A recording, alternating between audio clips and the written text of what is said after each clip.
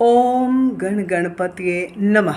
आप सभी को गणेश चतुर्थी की ढेर सारी शुभकामनाएं। हमारे यहाँ गणपति बैठे हैं 5 दिन के लिए। किसी के यहाँ 10 दिन के लिए बैठते हैं, किसी के यहाँ 5 दिन, किसी के यहाँ 3 दिन और किसी के यहाँ 1.5 दिन। और उसके बाद गणपति जी का विसर्जन किया जाता है।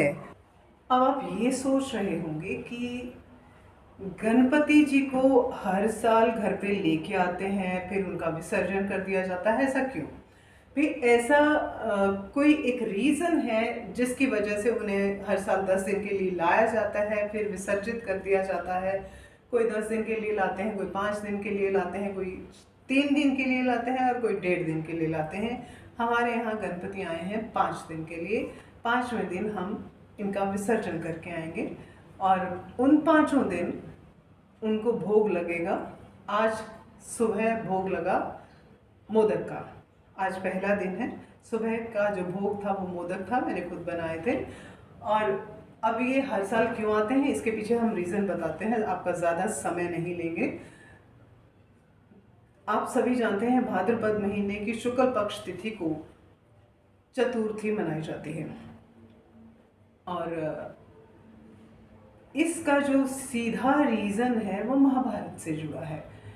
कहते हैं कि महर्षि वेद व्यास जी ने महाभारत की रचना की, लेकिन लिखना उनके वश का नहीं था। सो उन्होंने गणपति जी से रिक्वेस्ट की कि मैं लिख नहीं सकता, मैं आपको बोल दूंगा, आपने उसे सुन करके लिखना है और एक ही बार बोलूंगा। कंडीशन ये थी कि एक ही बार बोलेंगे, दोबारा नहीं बोलेंगे। सो कंटिन्यूटी में लिखना है। सो उनको पानी पीना भी वर्जित था। गणपति जी मान तो गए लिखने को, लेकिन थक गए। थकावट तो ऑब्वियसली होनी थी। कंटिन्यूस बैठना है जब तक वो महाभारत कंप्लीट नहीं होगी।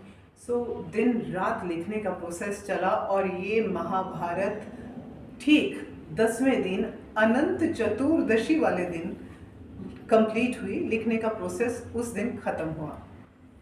और इस 10 दिन के दौरान महर्षि वेद व्यास जी ने गणपति जी की बहुत अच्छे से आओ भागत की। हर दिन उनकी पसंद के उन्हें खाने का भोग लगाया जाता और खूब उनकी पूजा पाठ हुई।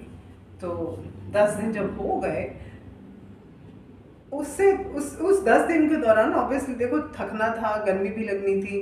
तो वेद व्यास जी ने उन पर मिट्टी का लेप कर दिया था। बट इन 10 दिनों में मिट्टी का लेप जैसे सूखने लगा तो बॉडी में अकड़न होनी शुरू हो गई। अब अकड़न होने लगी और जो मिट्टी लगी थी बॉडी पर वो सूख कर झड़ने लगी। तो वेद व्यास जी ने सोचा अब इसका क्या किया जाए। उन्होंने गणपति जी को उठाकर पानी में डाल दिया। सो तब से ये प्रथा शुरू हो गई। हर साल गणपति जी को घर पे लाया जाता है। 10 दिन उनकी पूजा पाठ प्रॉपर, उनको भोग लगाया जाता है उनकी पसंद की चीज़ का, और उसके बाद 10वें दिन विसर्जित कर दिया जाता है।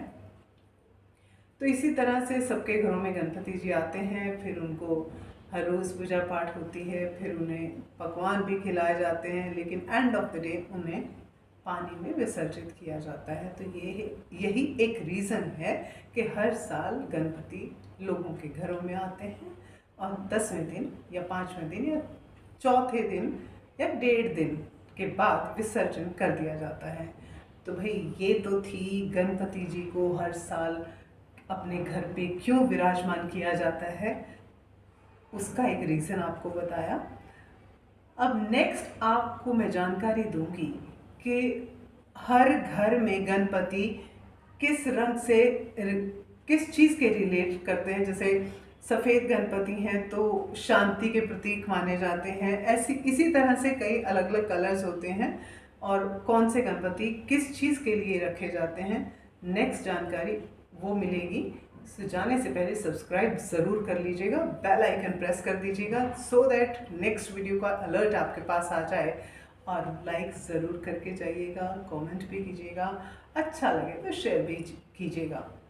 और कुछ नहीं तो गणपति बप्पा मोरिया, मंगल मूर्ति मोरिया, यही लिख के चले जाइएगा, मुझे हौसला मिलेगा।